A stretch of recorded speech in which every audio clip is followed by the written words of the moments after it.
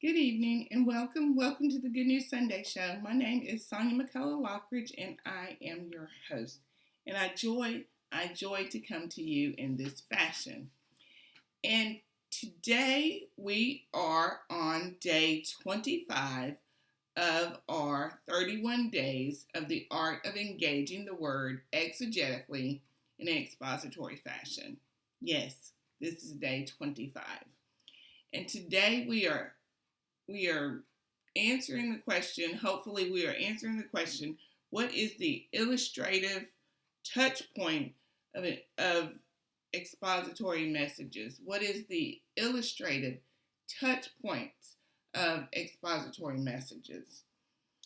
And so we have delved into our resource material and we are leaning in and learning. And I am bringing to you the points that I think are important, as I have done for the past 25 days, and we will do this for 31 days. So, the word illustration means to cast light upon something, to cast light upon something. A story or figure of speech does not become an illustration until it is actually used to clarify an idea that is being communicated. And Mr. Hamilton goes on to say in his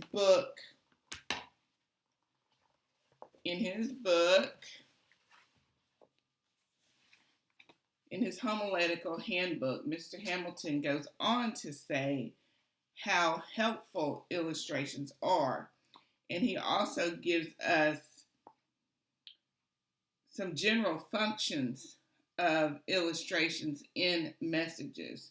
They can be used to clarify main points, as we just discussed, main points, subpoints, application, and even introductions and conclusions. They help make abstract truth become concrete by making it visual.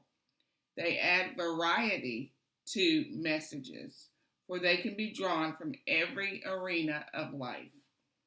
They vary the pace of a message by giving listeners needed psychological breaks, thus adding to their attention span. They impress the truth on the mind of the hearer. They help persuade because they are a form of inductive reasoning. They make repetition possible without a sense of redundancy. They also attract attention. The illustration must inform the audience of the subject. It shows the hearers their need to listen to the development of this particular subject. It should promote the respect of the audience toward the speaker. It should give some indication as to how the message is going to be developed. So that is several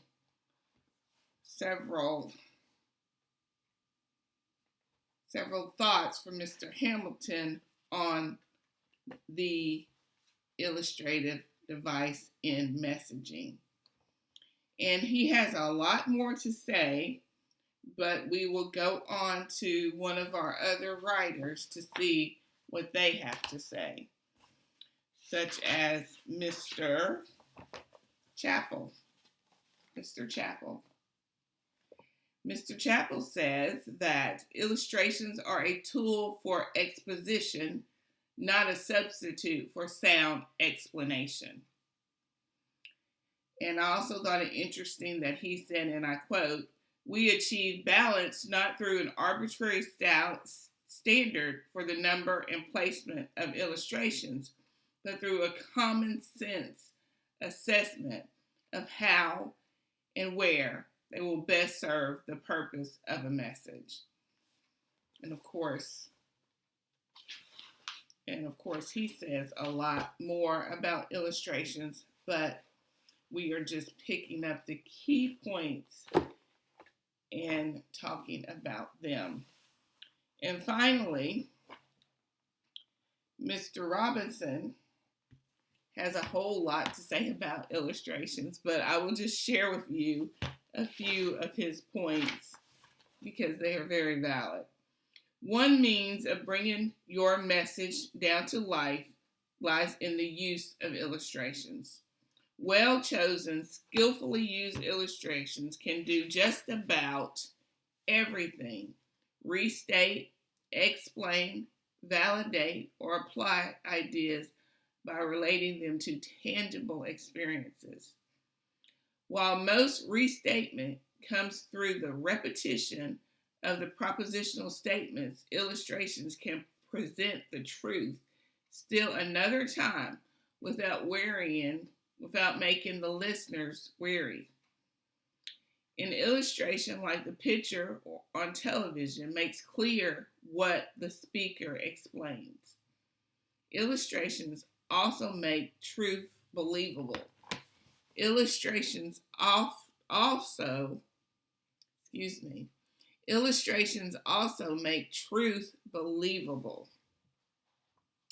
That is what is going on with the illustrative touch points. They add a bit of everyday life, current everyday life, to our messages. So when we take the ancient context and we synthesize it with the modern context, then we are at that point able to grab the attention of the listener and make the message relative to their one life. So that is how the illustrative touch points help us bring the message closer to the listener than, say, the 2,000 years ago that the Bible was written. So when we combine those two things, the illustrative touch points and the historic context of the message, it helps to bring the message from yesteryear. I mean yesteryear, because we're talking the Bible was written over 2,000 years ago. It brings that context from yesteryear to today, and it makes it relative and relatable to the listener when we add the illustrative touch points. So there is a wealth of information out there on illustrations alone, and we could talk for probably more than a solid week, just about illustrations themselves, and leave much room for more information. But the illustrations add touch points, modern day touch points, to our messages. That is what the illustrations,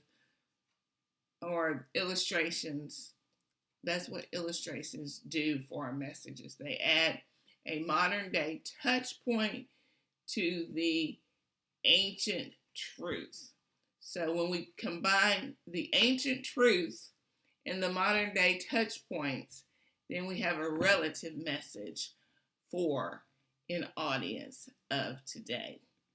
That's all I have for us today. This is Sonia McCullough Lockridge signing out for the Good News Sunday Show, Keyword Bible Studies, and the one and only Jesus.com. Be blessed in the Lord on this very day. Thank you.